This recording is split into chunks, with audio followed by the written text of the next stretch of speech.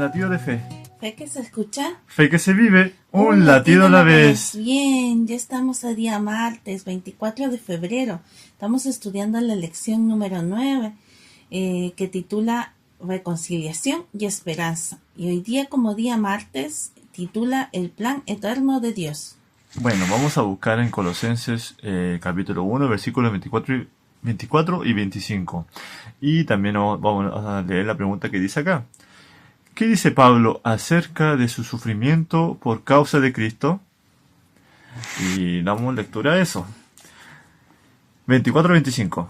Ahora me gozo en lo que padezco por ustedes, y completo en mi carne lo que falta de las aflicciones de Cristo por su cuerpo, que es la Iglesia, de la que fui hecho ministro según la misión de Dios que me fue dada en favor de ustedes, para que anuncie la palabra de Dios en su plenitud.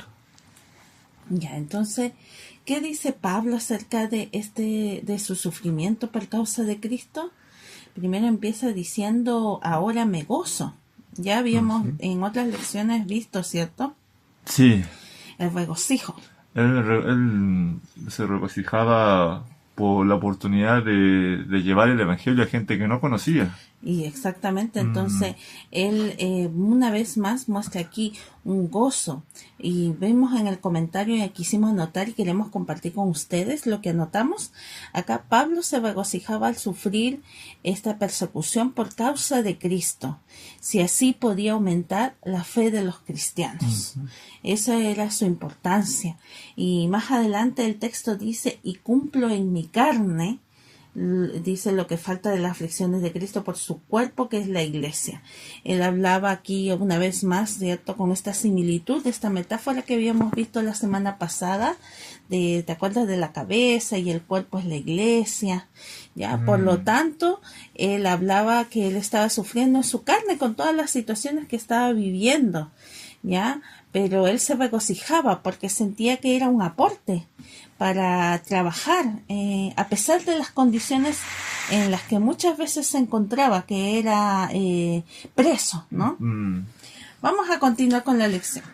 Dice, aunque Pablo escribió Colosenses mientras estaba bajo arresto domiciliario en Roma, quizás su mayor sufrimiento se haya debido a no poder trabajar intensamente yendo de un lugar a otro y de una casa en otra como antes, como dice Hechos 20:20. Estas aflicciones o tribulaciones de las que Cristo nos advirtió, Mateo 24:9 y Juan 16:33, no son comparables con la gloria venidera que se ha de manifestar en nosotros. Romanos 8:18. Como les había dicho a los filipenses, ahora se alegra de sus sufrimientos por el bien de los colosenses. Colosenses 1:24. Que es lo que leímos al inicio. Dice, aunque Pablo estaba en la cárcel, la palabra de Dios no está presa. Eso nos dice 2 de Timoteo 2:9. Y allí en esa celda vieron la luz muchas veces estas cartas a los filipenses, a los efesios, a Filemón. Ya cuando él fue liberado, Dios le inspiró los importantes consejos registrados en el libro de Primera de Timoteo y Tito, ¿ya? Y luego, durante su último encarcelamiento en una prisión romana, escribió Segunda de Timoteo. En resumen, estos últimos años brindaron a Pablo la oportunidad de escribir una parte significativa del Nuevo Testamento, incluyendo el libro de Hebreos. El plan eterno de Dios preveía todo esto y más. La palabra griega que Pablo utiliza en Colosenses 1:25, generalmente traducida como administración, es oikonomía. Usada en un sentido limitado, se refiere a la manera que tiene Dios de ordenar las cosas. Eso incluiría el apostolado de Pablo, pero en un sentido más amplio. Incluye todas las disposiciones divinas que integran el plan de salvación. El ministerio de Pablo es de los demás apóstoles, e incluso el de los profetas del Antiguo Testamento, incluido Moisés, estaba destinado a que anuncie la palabra de Dios.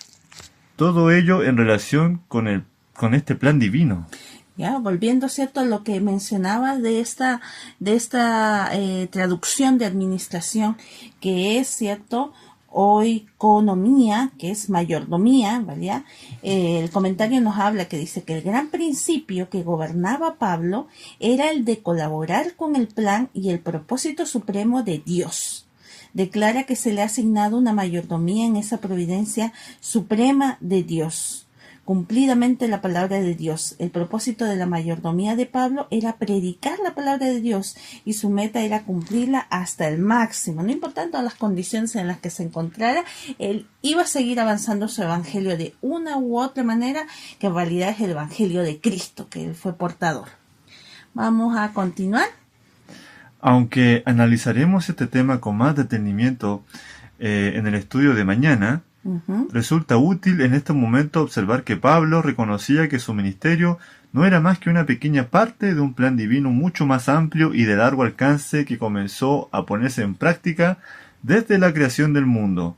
Mateo 13:35, Efesios 1:4. Vamos a leer Mateo 13:35 para entender esta parte, esta última parte que nos menciona aquí la lección, para que podamos terminar con esta parte. 13:35 dice así: para que se cumpliese lo dicho por el profeta cuando dijo: abriré en parábolas mi boca, declararé cosas escondidas desde la fundación del mundo.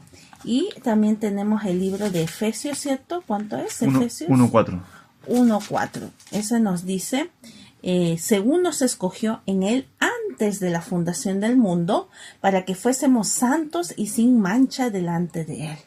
Dios ya tenía una providencia con respecto a todo lo que iba a suceder. Era un plan eterno y nosotros capaz no alcanzamos a concebir eso, porque nuestra mente es finita y Dios es un ser infinito. Pero en digamos, logro, preveyó siempre cuidar de sus hijos, y este plan que conllevaba la muerte de él mismo en la figura del Hijo, que iba a ser carne, era con un fin mayor, que es vivir eternamente al aceptar, ¿cierto? En este caso, su sacrificio y ser parte de este pueblo, ¿o no? Exactamente. Ahora vamos a la parte final. ¿Ya? Para esta pregunta, para que reflexionemos todo, ¿no es cierto? Y dice, ¿cómo armonizan todas tus decisiones con el plan más amplio de Dios? ¿Podemos saber realmente si una decisión es pequeña? ¿Cómo puede tener ramificaciones mayores que solo se harán evidentes más tarde? Interesante. ¿Cómo armonizan hoy en día las decisiones que tenemos con el plan amplio de Dios? Primeramente, ¿cuál es el plan de Dios para con nosotros? El plan de salvación, ¿no? Que cada uno, al final Dios nos da más un plazo, más tiempo nos da para arrepentirnos y estar de su lado. Ese es el plan, que no nos perdamos. Exactamente. ¿Y cómo armonizan nuestras decisiones? Creo que toda decisión, para que eso suceda, debe, antes de tomar cualquier decisión, debe de consultarse con Dios, ponernos en oración. Nada podemos hacer por nosotros mismos. Sí, ese es un buen punto. Entonces, acá dice en su segunda pregunta: ¿podemos saber realmente si una decisión es pequeña? Hoy en día, yo creo que desde lo más mínimo que nosotros podamos tomar en una decisión, por más pequeño que nosotros le encontremos en tamaño, para Dios todo suma en el Evangelio. El hablarle a una persona, el predicar, que puede sonar como mucho más, de repente con más elocuencia. O una acción. O un acto, puede hacer que otra persona conozca a Cristo.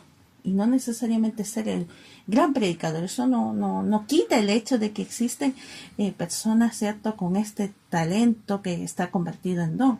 Pero a veces, como tú bien dijiste, una acción puede conllevar a que otra persona conozca a Cristo a través del resultado de Dios en mí. Que esa persona vea a través de mí a Cristo. Y como dice aquí, ¿cómo puede tener ramificaciones mayores que solo serán evidentes más tarde?